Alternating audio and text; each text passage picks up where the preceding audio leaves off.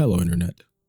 What I know you want is a deeper relationship. You want a deeper connection. But every time you have the chance to make one, you make a joke, you change the subject, you tell yourself it's not worth it. And I know it's not because you don't care. It is because at some point, honesty became dangerous. Maybe you were judged growing up, maybe you were ignored, maybe your feelings weren't taken seriously. So now you believe keeping to yourself, you believe staying quiet is safer. But I want to show you otherwise. Lock in. I'm going to teach you how to be vulnerable.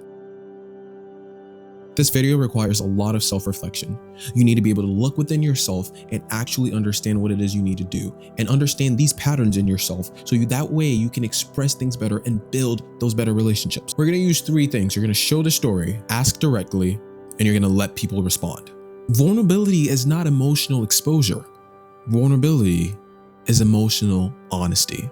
First, you got to show the story. When we're talking to people, we tell people how we feel. This is where a lot of us mess up at times because we find it so hard to do. We tell people our emotions without explaining where it came from. So something's going wrong and you're having a bad interaction. Take, for example, you tell them, hey, you're making me anxious. And then you leave it at that. And that's supposed to be it? No, instead of saying you make me anxious, I want you to start saying something else. When you stopped replying yesterday, I started worrying because communication is important to me. I want you to see the difference here. You're not making them guess the emotion or the reason behind the emotion. You're helping them understand how you got there, which is the whole point of telling the story, showing the story. You have to be vulnerable. You have to let the other person know why this emotion came up and what led to it. Take, for example, something happens with your friend, your partner, your parent, and you tell them something like, hey, you never care about me. Maybe they decided to cancel plans with you last minute or they didn't show up. Instead of saying that, you can say something like, when our plans changed last minute, I felt disappointed because I was really looking forward to seeing you. That is vulnerability. Because you're not throwing your emotions at somebody, expecting them to guess, expecting them to figure it out. You are inviting them into it. So remember, very importantly, before you ever tell a person how you feel, it is important you explain how you got there. Don't leave them guessing. Are we clear? Second, you have to ask directly. This one will change everything.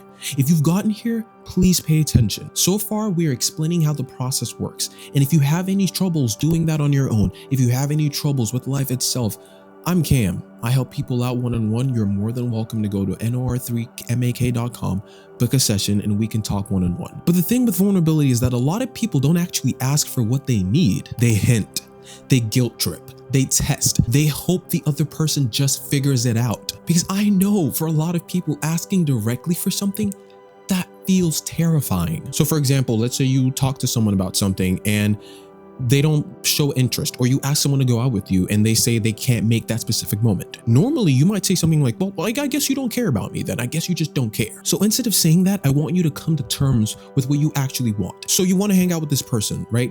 What you really want here is that emotional quality time. So you could say something like, hey, I've been really needing some emotional or quality time with you. Can you make some time? Or maybe can we plan something later this week? That is direct. That is you saying exactly what you want, not just the emotion after the rejection or before the rejection. It's being vulnerable enough to say what you need, and that's why you're asking, what need are you wanting to be met? Or when you're talking to friends or you have people in your life and you just vanish, a lot of people do this, we just vanish. We don't talk to them for days, we stop responding to them entirely because we're going through a really hard time and we leave them guessing. This is also common in relationships when we don't really know how to express our feelings. I need you to stop that. Moving forward, you can tell this person, I've been feeling overwhelmed lately. If I've seemed distant to you, that's why. It doesn't kill to be honest. It doesn't kill to let a person know what's going on.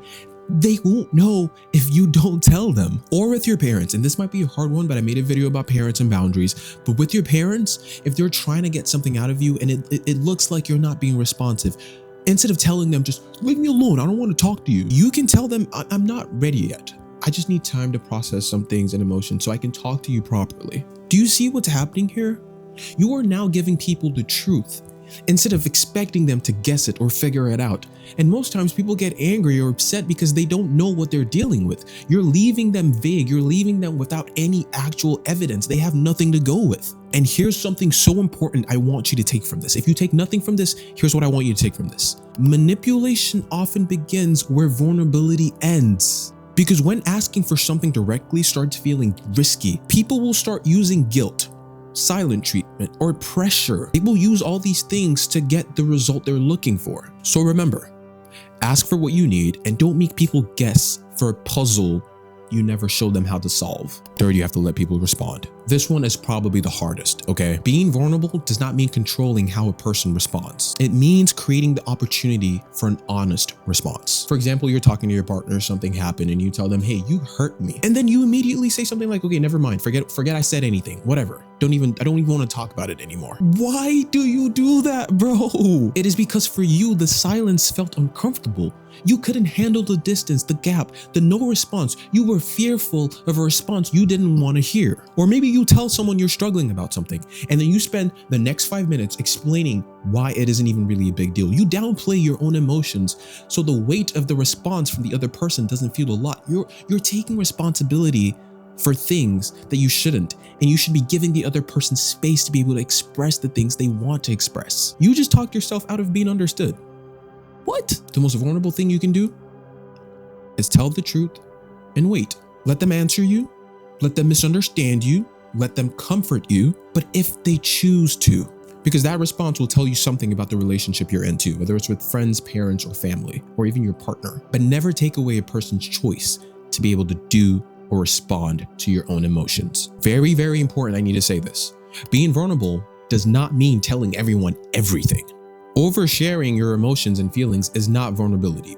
Please think about that. It is poor discernment. Vulnerability is telling the right people the truth. People who have earned access to it, not just anybody. So remember, you are not trying to be understood by everyone. You are trying to be known by the people who genuinely care about knowing you. So let's run the framework one more time, okay? Show the story.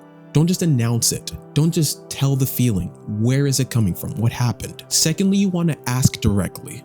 Don't hint at the need. Say exactly what it is you were looking for. Say exactly what it is you want. And let people respond.